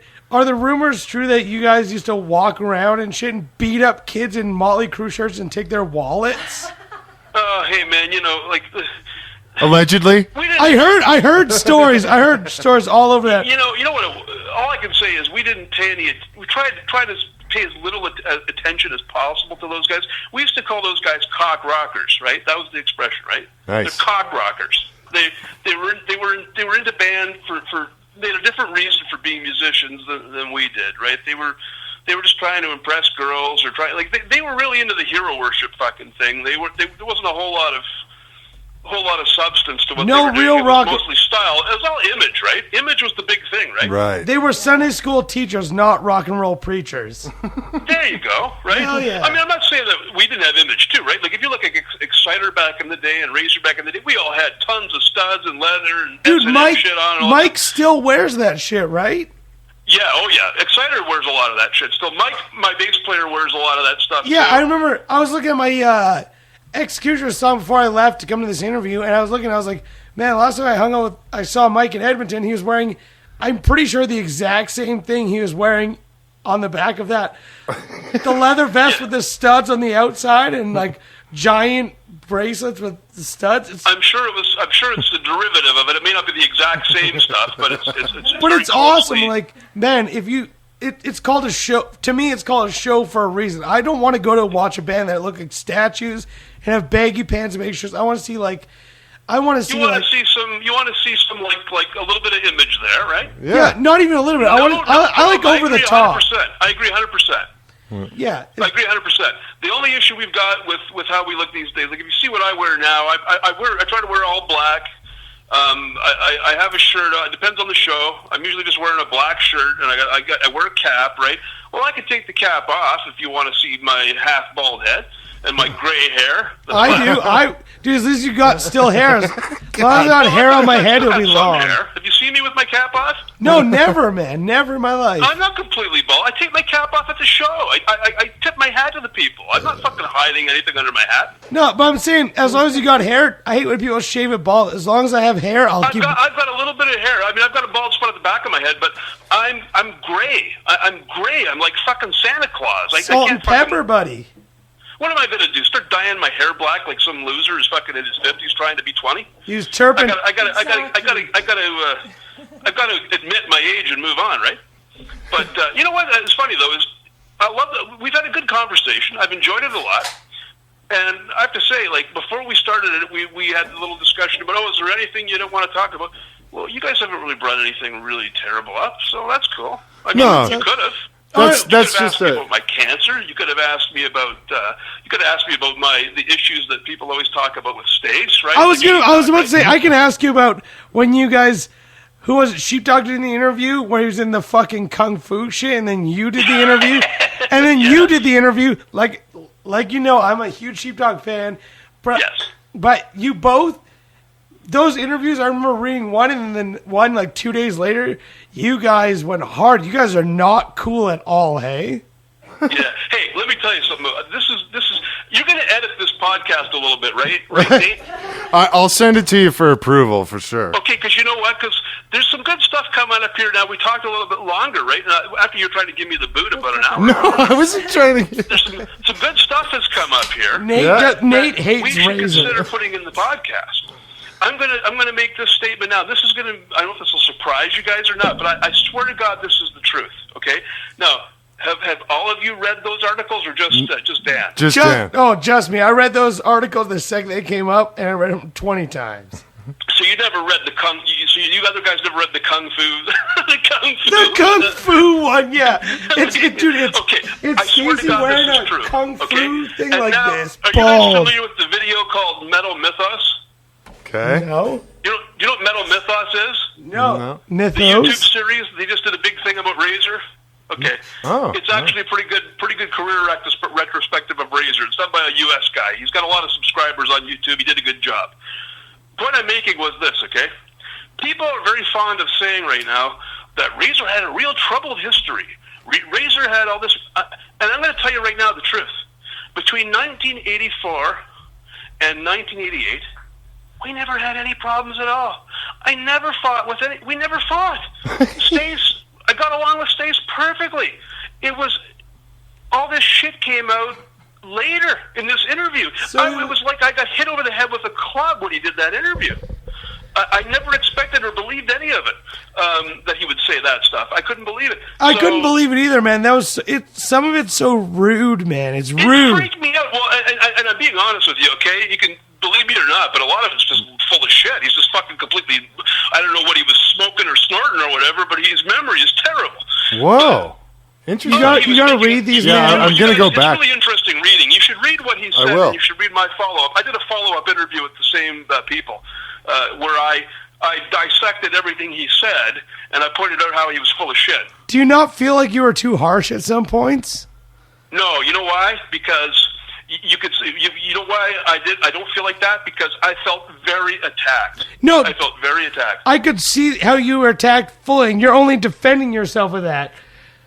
Well, if he had said stuff and it was true, I wouldn't have been as offended. But Okay. he said a lot of stuff that was just flat out lies. And in the end, after all of this, do you still feel the same way about his vocals on the records that you recorded? Oh, yeah, absolutely. I have nothing.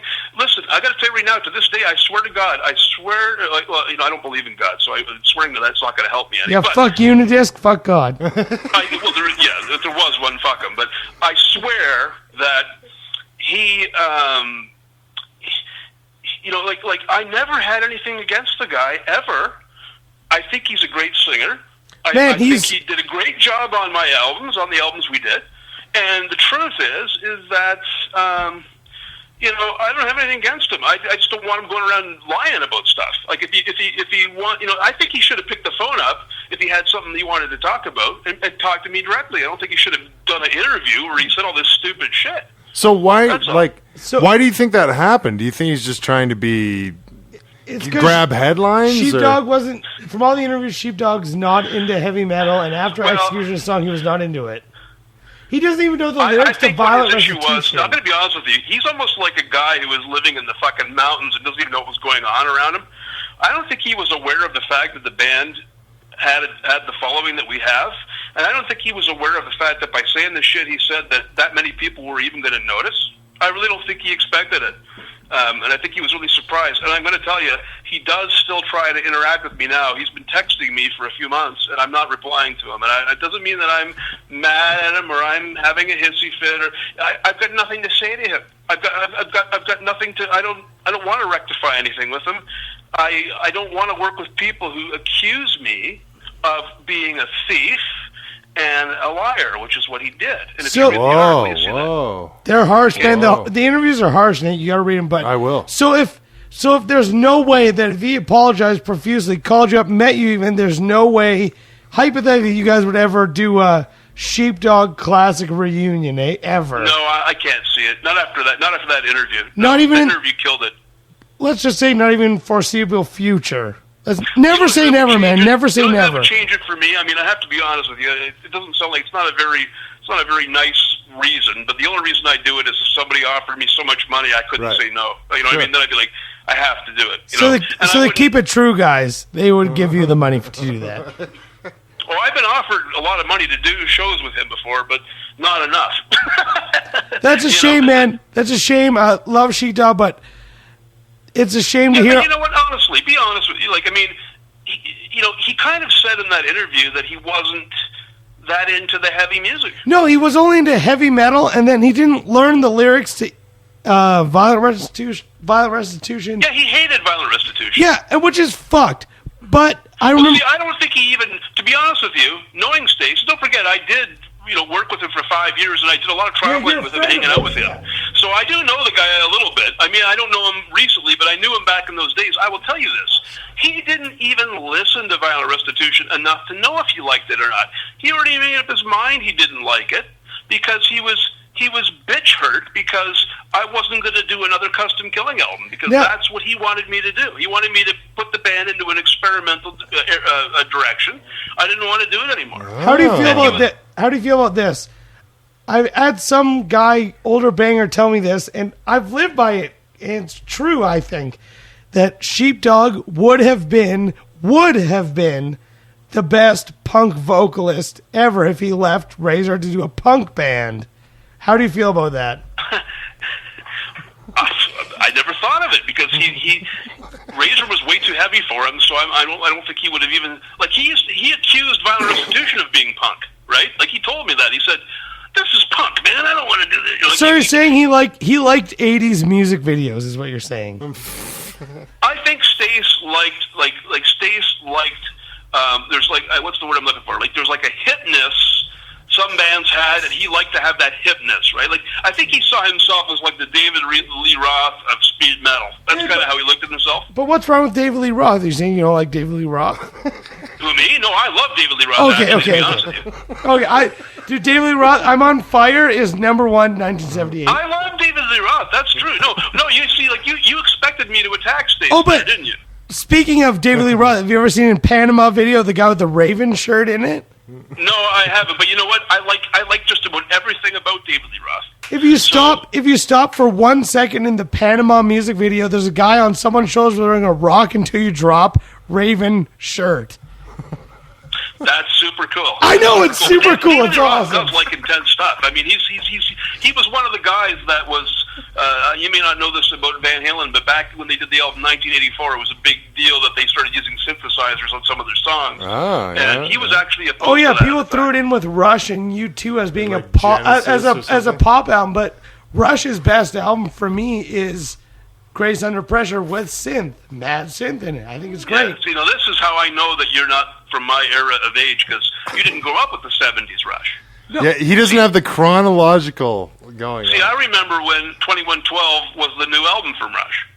And so for me, anything from Signals and before is the good Rush. Oh, Anything after that But is Grace the Under Rush I Pressure don't is... have any interest in at all. Dude, what about the song Red Sector 8? Grace Say Under again? Pressure is right after Signals, and it's still a jam. Signals is the last good album Rush did. Dave, we're going to get along okay when we meet. We're going to go... But I thought you liked Grace Under Pressure. I don't like that album. I love that album. That's what I'm saying. I don't like that album. We're going to get along not just well, but just okay because we disagree too much.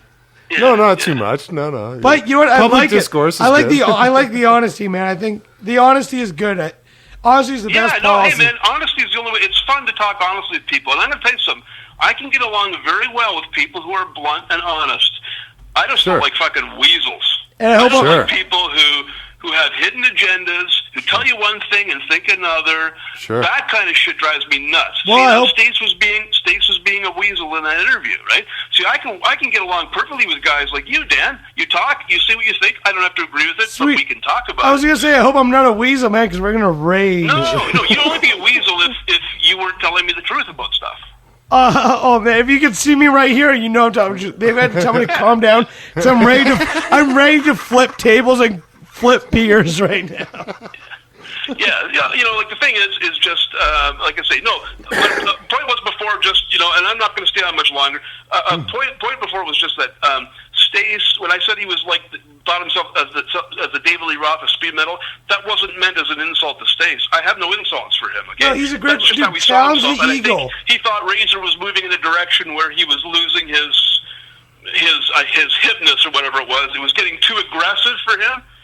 It wasn't rock and roll anymore. It was more metal, like it was more intense.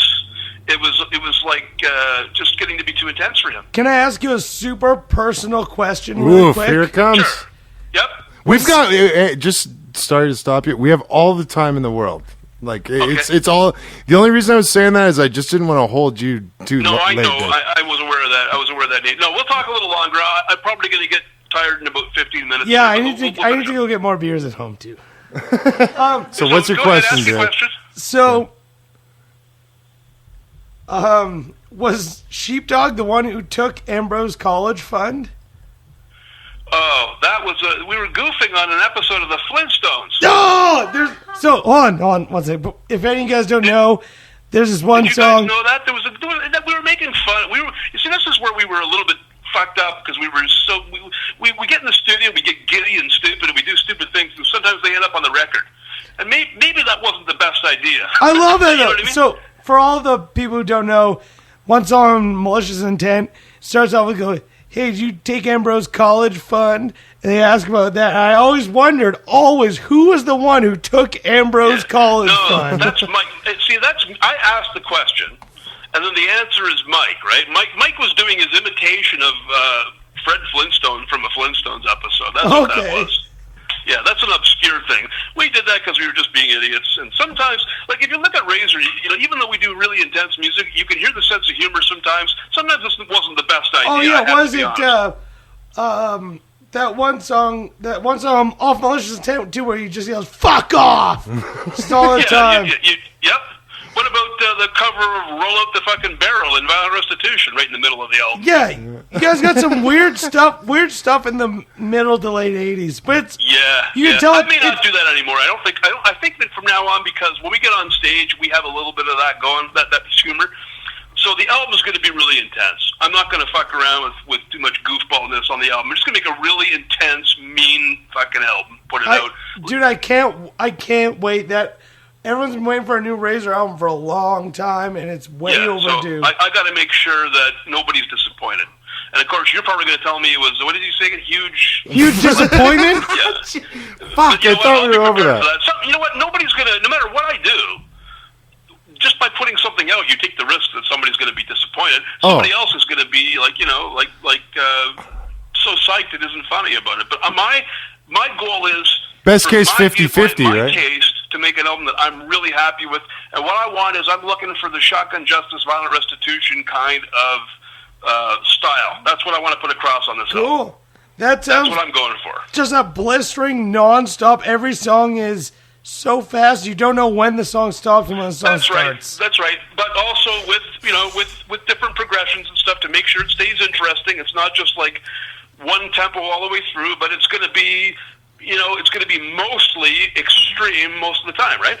And would you guys ever consider re-recording an old song? Is that ever in your head, like a bonus with Bob Reed doing "Take This Torch" or Bob Reed doing "Iron Hammer"? We would consider that for two reasons, but the main reason I consider that is because Unidisc isn't releasing that stuff, right? I was fuck Unidisc. Well, no, I was going to ask, couldn't you just go it wouldn't be the same, obviously, but couldn't you just go make a new quote-unquote master recording that is not theirs?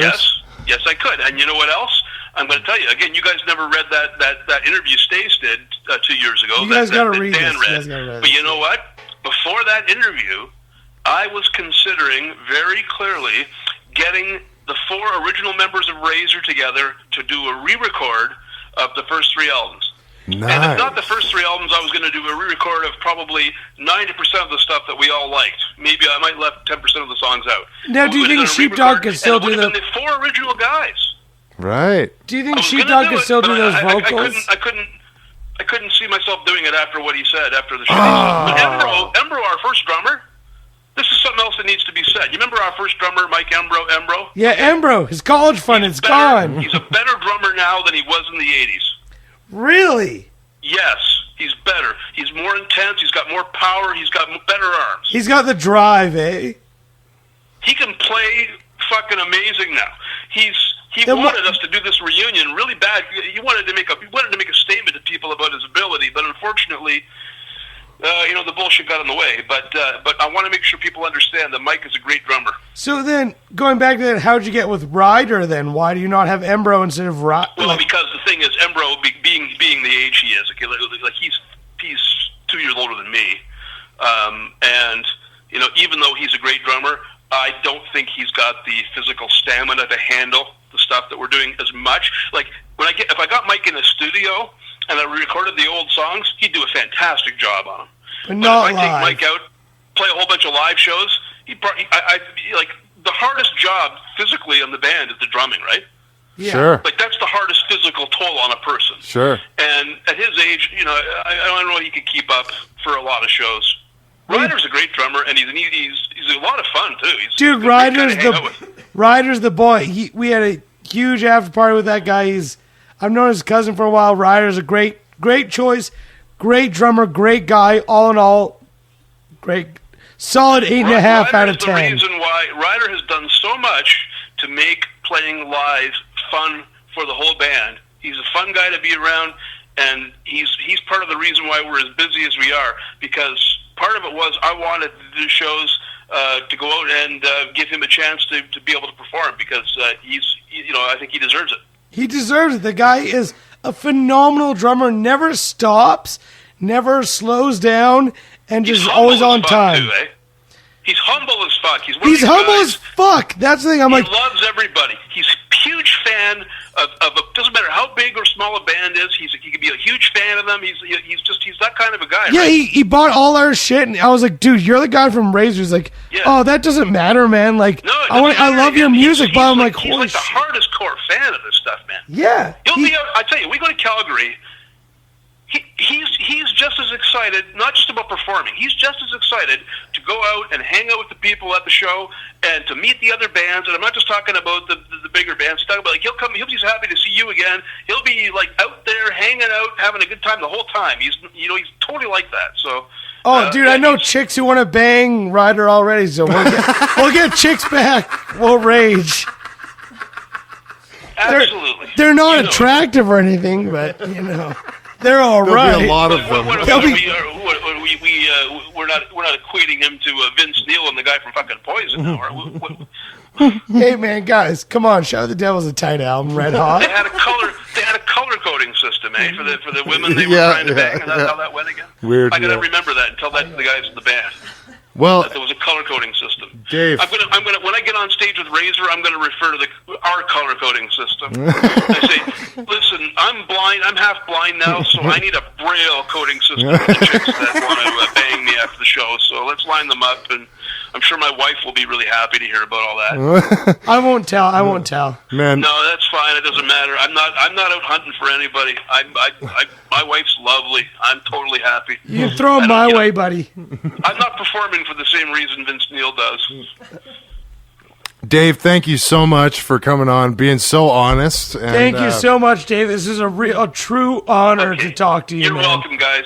Can't wait I to meet enjoyed you. that. I love being able to talk without feeling there's any restrictions. Yeah, that's the platform I'm trying to provide here. So thank you for taking advantage of it. And Okay. let's take 1 second and say fuck Unidisc one more time. Thank God, Yeah. if there is And one. fuck God. They really do suck. They really do suck. Fuck you, Opposite of Unidisc. What's good for the music business, no doubt. Record weasels. But Hey, guys. I'm really looking forward to, like we were just talking about, this whole it feels like everybody is truly excited in the same way to be hanging out, just like hanging out and having no doubt. I'm like- looking forward to seeing everybody again. enjoying this historic event, right? It's going to be a big thing, and it's going to be a huge success. We're going to all have a great time. Oh yeah, buddy. Looking forward to it. I can't wait, man. Thanks Okay, a guys. lot. Okay, Thanks. guys and lady, I'll let you guys go, and we'll see you in a couple weeks. Fuck Thank- yeah, buddy. Can't wait. Thanks, Dave. Okay. Thanks, Talk Dave. soon. Bye now.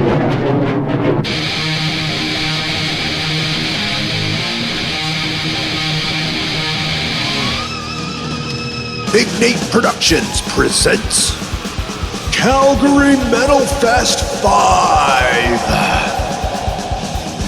From Thursday, September 15 to Saturday, September 17th. That's 3 days of metal.